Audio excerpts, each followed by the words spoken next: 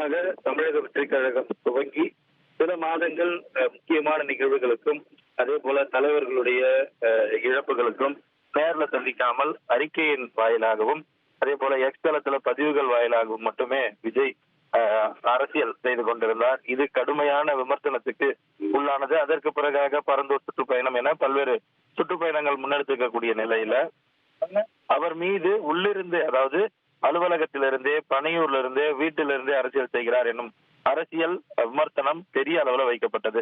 இதற்கெல்லாம் பதில் தெரிவிக்கும் வகையிலும் அதே போல திராவிட முன்னேற்ற கழகத்திற்கும் தமிழ்நாடு அரசுக்கும் கேள்வி கேட்கும் விதத்துல ஒரு நீண்ட நெடிய அறிக்கையை, அரசியல் முக்கியத்துவம் வாய்ந்த அறிக்கையை தமிழக வெற்றி கழக தலைவர் இன்று வெளியிட்டிருக்கிறார். அந்த அறிக்கையில எளிதாக கடந்து வரும் தூரத்தை கூட மக்கள் கடலில் பல மணி நேரம் நீந்தியே கடக்க வேண்டிய சூழல் இருந்தது என்பதை நாடும் நன்றாக உணர்ந்தது. இதையே நமது கொள்கை மற்றும் அரசியல் எதிரிகளும் இன்னும் ஆழமாக உணர்ந்திருப்பர் என்று தெரிவித்திருக்கிறார். விஜய் வெளியே வரமாட்டான், மக்களை சந்திக்கவே மாட்டான் என்று ஆள் வைத்து கதையாடல் செய்தோர் இப்போது வெவ்வேறு விதங்களில் புலம்ப தொடங்கி இருக்கின்றனர் என்றும், இதை முன்கூட்டியே ஒப்புக்கொள்வது போலத்தான் தங்களது கதறலை முப்பெரும் விழா என்ற கடிதத்தின் ஒன்றின் வாயிலாக வெளிப்படுத்தியிருந்தனர் என்று தெரிவித்திருக்கிறார்.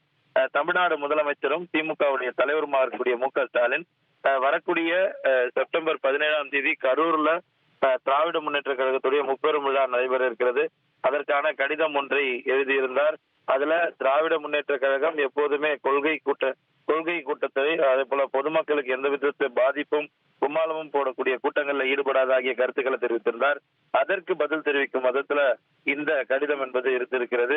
புதிய எதிரிகள் என்று பெயர் சொல்லாமல் அக்கடிதத்தில் குறிப்பிடப்பட்டிருந்ததையும் காண முடிந்தது. பழையன கழிதலும் புதியன புகுதலும் தானே பழந்தமிழர் மரபு என்றும் தெரிவித்திருக்கிறார். வெளியே கொள்கை என்று பேசுவதும் உள்ளுக்குள்ளே பாஜகவோடு உறவாடுவதும் யார் என்று மக்கள் புரிந்து கொள்ள தொடங்கிவிட்டதாகவும், கொள்கை கூப்பாடு போட்டு ஏமாற்றிக் கொண்டே கொள்ளையடிப்போர் யார் என்று தமிழக மக்களுக்கு தெரியாதா என்ன என்றும் கேள்வி எழுப்பியிருக்கிறார். இதை தாண்டி மக்கள் எழுப்பும் கேள்விகளாக சிலவற்றை இந்த அறிக்கையில வெளியிட்டிருக்கிறார். தூய்மை பணியாளர்களை தோளில் தூக்கி வைத்து கொண்டாடியதா இந்த வெற்று விளம்பர மாடல் திமுக அரசு?